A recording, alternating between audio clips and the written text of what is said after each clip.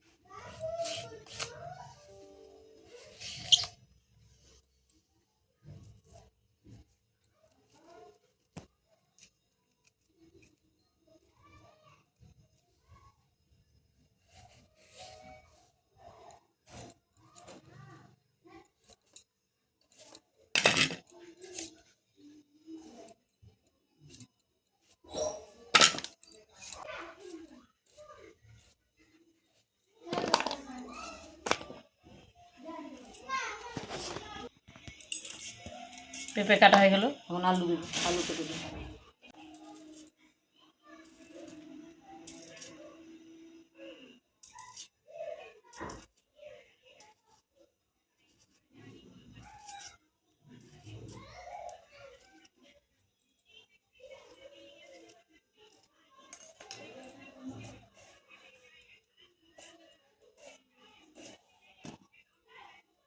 আলু কাটা আর আলু আর পেঁপে কাটা হয়ে গেছে, তরকারি আমি মাছের ঝোলের জন্যে যে আদা, জিরে, 4টা শুকনো লঙ্কা। মাছটা আমি এখন হলুদ লবণ দিয়ে মেখে নেব। সরষের তেল ঢেলে দিচ্ছি কড়াইতে দেখেছি আর মাছ ছেড়ে দিচ্ছি।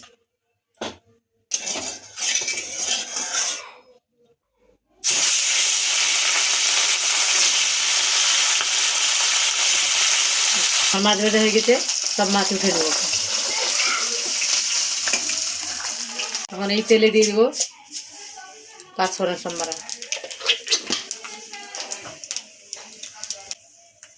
আলু আর পেঁপে ছেড়ে দিচ্ছি।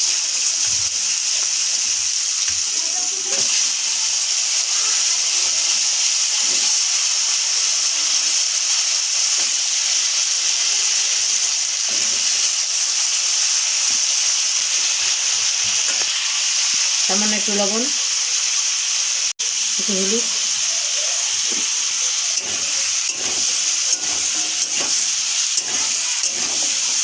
দেবো, ঢেকে দিয়ে ভেজে নেব। পেঁপে ভাজা হয়ে গেছে, হালকা ভেজে নিয়েছি। এখন যে মশলাটা করে রেখেছিলাম, শুকনো লঙ্কা, জিরে আর আদা পেস্টটা ঢেলে দিই।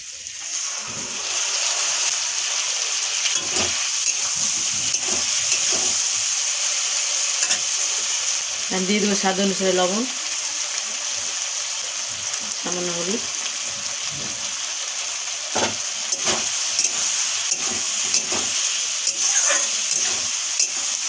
এখন ঢেকে ঢেকে কষিয়ে নেব। কষিয়ে নিয়ে জল ঢেলে দেবো।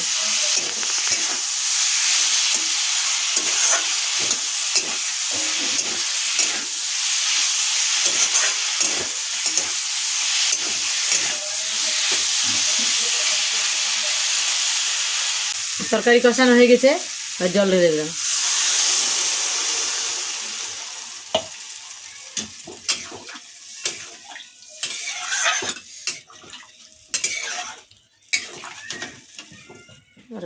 থাল দিয়ে ঢেকে দেবো, তরকারি ফুটে তখন মাছ ঢেলে দেবো। তরকারি ফুটে গেছে, মাছগুলো ঢেলে দেবো।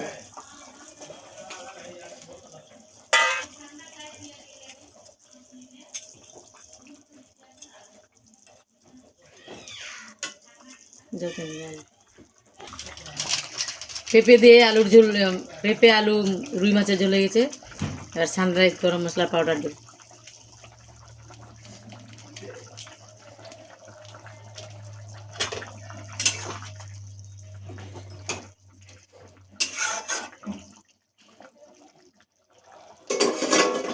আর ঢেকে দেবো, হয়ে গেছে তরকারি।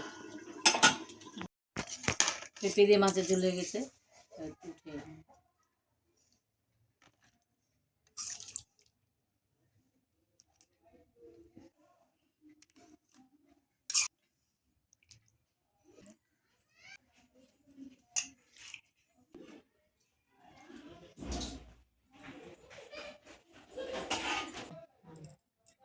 আজকে মা বানিয়েছে এটা দেখো। পেঁপে আলু দিয়ে রুই মাছের ঝোল, তো আমি খেয়ে দেখি কেমন হয়েছে। এই যে দেখুন, পেঁপেগুলো খুব সুন্দর সেদ্ধ হয়েছে, একদম নরম তুলতুলে হয়ে গেছে।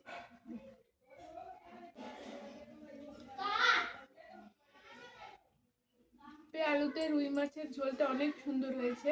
আমাদের রেসিপিটা যদি ভালো লাগে আপনারাও এটা বাড়িতে বানিয়ে দেখবেন, দেখবেন আপনাদেরও ভালো লাগবে। আমাদের ভিডিওগুলো লাইক, শেয়ার, কমেন্ট আর সাবস্ক্রাইব করে দিবেন।